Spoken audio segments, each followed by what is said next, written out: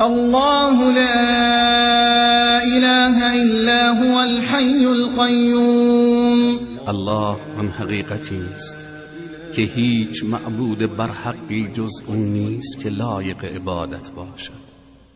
زنده پاینده است که تمام امورات عالم را به تنهایی و با دقت انجام می‌دهد. لا تأخذه سنة ولا نوم.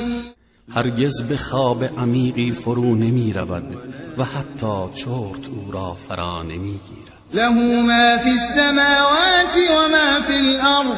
هر آنچه در آسمان ها و زمین است از آن اوست. من ذا الذی یشفع عنده الا باذنه. هیچ کس نمی تواند نزد او شفاعت کند مگر با اجازه او.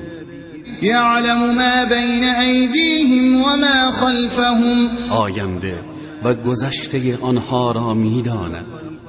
ولا يحيطون بشيء من علمه إلا بما شاء. کسی نمی تواند از علم الهی چیزی را فرا بگیرد مگر به اندازه‌ای که او خواسته باشد.